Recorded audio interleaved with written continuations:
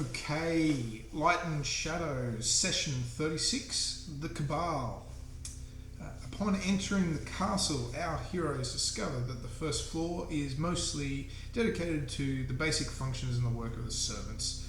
The party travels through the large kitchen, which is incredibly busy preparing food on a large scale. Once through the kitchen, the party, guided by Theory, ascend the stairs to the second level, and it is here that they find the reason for all the work taking place downstairs. A large gathering of middle-aged men appear to be enjoying a feast, along with some questionable substances, the smoke of which permeated the air and added a distinct blue hue to the room. Some peculiar drinks and some fine company were also noteworthily present. At this point, to Gary's dismay, he seems to have lost, at least temporarily, his sense of smell. As well, upon their entry, the party was greeted quite warmly by the men, who seemed to assume they are new members to a group that they called the Cabal. Boasting about the pleasures, this group continued to speak of the power, the wealth, and the fame that is to be had as a member of the Cabal, and the heroes had to deal with the temptation of joining. Fortunately, the will of both Gary and Vart proved too strong even for the alluring offer presented by the Cabal, perhaps also reinforced by whatever substances were at play in the room.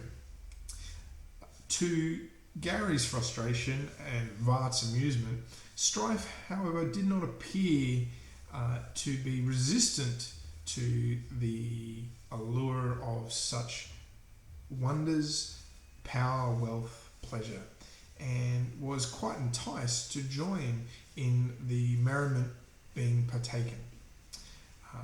Gary, at this point, quite frustrated by the entire ongoings of the castle and what he deemed the lack of thought and helpful nature of the local residents, is incredibly frustrated with Strife, and even more so with the difficulty and great effort it took to persuade Strife, their friend and well-meaning individual, to leave the Cabal and follow Theory to the third floor.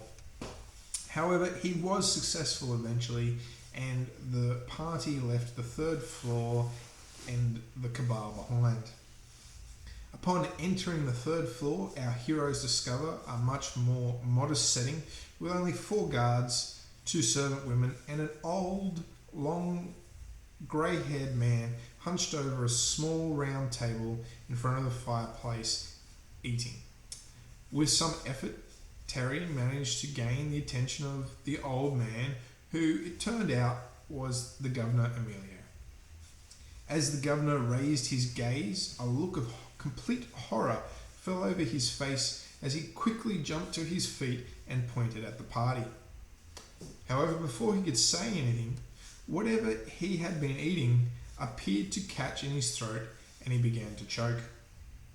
It was at this point the Abyssal, known to our heroes as the Lady of Eyes in Shadow, entered the room. Her pitch white hair slicked back as if she had just gotten out of the shower.